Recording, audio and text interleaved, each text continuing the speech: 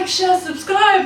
مرحبا، كيفكم؟ ان شاء الله تكونوا مبسوطين، واهم اشي جوعانين او عطشانين، واذا مش جوعانين او عطشانين راح اخليكم جوعانين وعطشانين. في حلقتنا اليوم راح نعمل اشي كتير بريطاني. لما بحكي لكم اكل بريطانية انتوا بتحكوا لي فيش اند شيبس. اكزاكتلي.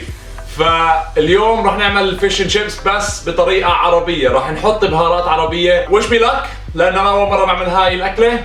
Let's crack on. وزي دائما قبل ما نبدأ انزلوا تحت اضغط على زر اللايك، اشتركوا بالقناة وشاركوا الفيديو بين أصحابكم. تمام. هلا الإشي المعروف عن الفيش اند شيبس هون إنه بيعملوا خلطة تبعت الفيش اند شيبس في البيرة.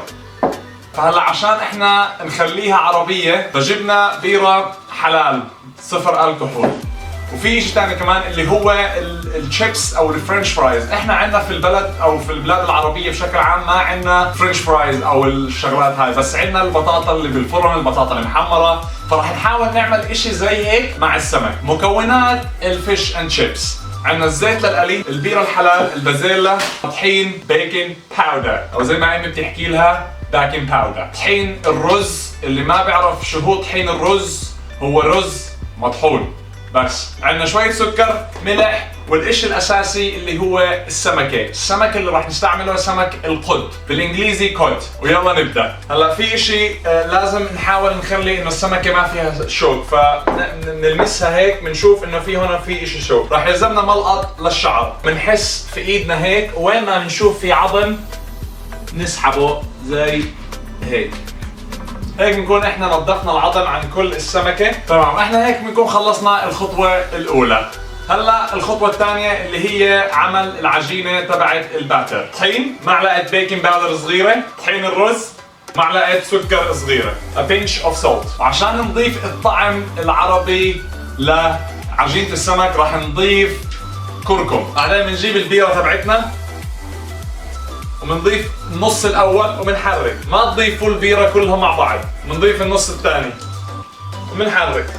هيك عندنا بسموه البير باترد، اللي هو العجينه اللي معموله عن طريق البيره. هلا اهم شيء تخلوها ترتاح شويه صغيره لمده 5 دقائق وبنرجع لها. خلال ال5 دقائق هدول رح نعمل البازيلا. هلا الفيش اند شيبس لما بتروحوا بتاكلوه بالعاده بقدموه مع صحن بازيلا مهروسه، فخلينا نعمل البازيلا كثير سهله. بنجيب طنجره صغيره وبنحط عليها البازيلا، وبنحط عليها شويه مي وبنضيف عليها ملح وبنخليها تغلى على النار لحد ما تستوي. تمام. البطاطا تبعتنا راح نقشرها ونقطعها. اول اشي عملتها هيك لمربعات صغيره. راح نحطهم في المي يغلوا لحد ما يستووا. البطاطا عندنا استوت.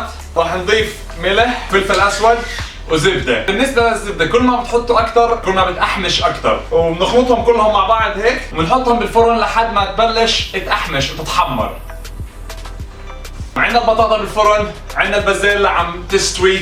هلا بنتفضى للإشي الزاكي اللي هو السمك. السمكة ما بلزمها إشي، تمام؟ بس أهم إشي قبل ما نحطها في العجينة تبعتها إنها تكون ناشفة. فراح نعملها هيك ننشفها شوي. وفي اشي بيساعدها عشان تنشف اكثر اللي هو الملح، فبنضيف عليها شوية ملح. قبل ما نحط السمكة في العجين بنحط شوية طحين مع شوية ملح وبنغمس السمكة فيها. بنحاول نكت الطحين الزايد وبنحطها في العجينة.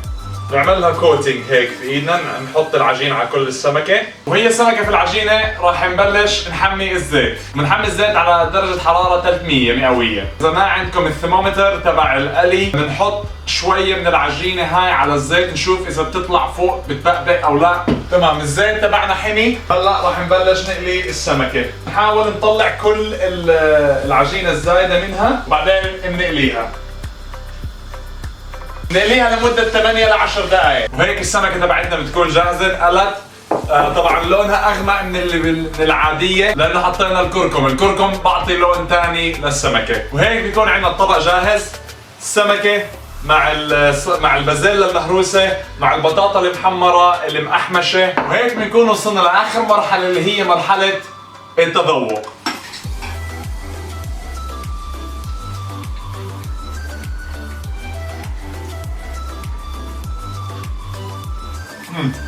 واو، كثير زاكية، لذيذة، طعم الكركم ظاهر وهذا هو أهم إشي. بس عشان نقيم انه عملنا الفيش اند شيبس بطريقه صح، جبنا معنا ضيف اليوم. Put your hands together للاخت جيس. اهلا وسهلا. كيف حالك؟ الحمد لله. جيس اللي ما بيعرف، جيس بتحكي عربي احسن مني طبعا، قريت. بس هي بريطانيه. تفضلي. يسلم عليك. مع البطاطا ولا؟ مع البطاطا، مع البيز، مع اللي بدك اياه.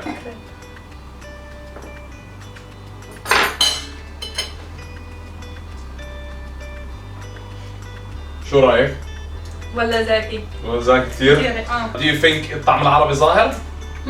Yeah? Perfect. وهيك بنكون وصلنا لاخر الحلقه. اذا عجبكم هذا الفيديو اضغطوا على زر لايك، الشير، سبسكرايب، وشاركوا الفيديو بين اصحابكم، وضيفونا على الانستغرام @Middle Eats London. Have a wonderful day. يلا باي. Bye.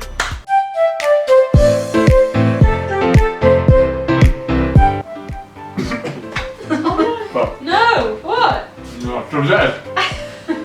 و